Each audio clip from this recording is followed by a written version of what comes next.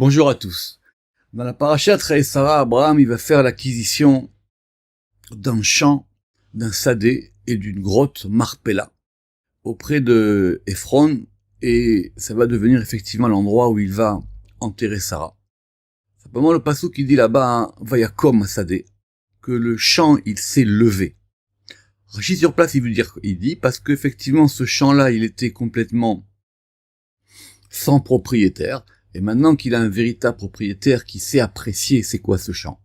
Parce qu'Ephron, il se disait, c'est quoi, c'est quelque chose qui au fond de mon jardin, ça m'intéresse pas. Et Abraham Avinu, il savait que ce champ avait une grande importance, et la grotte aussi. Puisque c'était là-bas où était enterré Adam Arishon.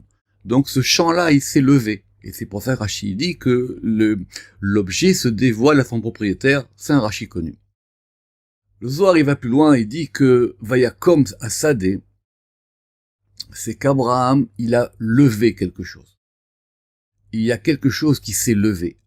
Or, c'est quoi quelque chose qui est levé? C'est quelque chose qui était couché. C'est quelque chose qui était par terre. Et le Zohar, il raconte une histoire qui est connue, qu'évidemment, Abraham, il savait que ce champ-là, c'était là-bas où étaient enterrés dans la grotte Adam Arishon et Chava. Qu'on apprend ça, que Vayarot, que quand il a couru pour aller chercher de la nourriture pour les anges, il a trouvé ce champ là-bas. Mais le Zohar il va plus loin, et le Zohar il raconte qu'il y a eu un dialogue entre Abraham et Adam Arishon. Et lorsqu'Abraham il a voulu enterrer Sarah là-bas, Adam Arishon il a dit non, je veux pas. Il dit pourquoi? Il dit parce que moi je suis là-bas dans ce champ, je suis là-bas dans cette grotte, parce que j'ai fait une faute très grave. Et comme j'ai fait une faute très grave, du coup c'est pas bien pour toi que tu enterres ta femme à côté de moi.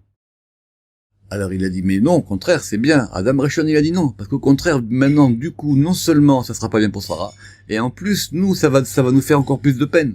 Que nous, Adam et Chava, on a fait des fautes. Alors on va être encore plus peinés par rapport à ça.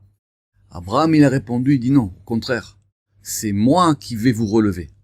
C'est de là qu'on apprend que Abraham, il a repris le projet le projet adamique, comme on dit. C'est lui qui a relevé la faute de Adam Arishon. De là, on apprend une autre chose.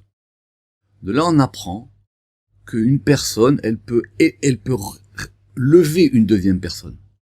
Que quelque chose qui était en bas, ça peut se relever. À condition de quoi? À condition que dans la vie, on rencontre des gens qui vous élèvent. Pas des gens qui vous abaissent. Le Shulchan Aruch sur ça, il va être très clair. On n'enterre pas un sadique à côté d'un rachat. Et que il faut toujours, et c'est ce qu'on dit d'ailleurs dans les brachot du matin, de faire en sorte qu'on soit toujours à l'abri d'un mauvais voisin, d'une mauvaise rencontre, de mauvaises personnes, des personnes qui vont vous faire descendre. Or, il faut chercher des personnes qui vont vous faire monter.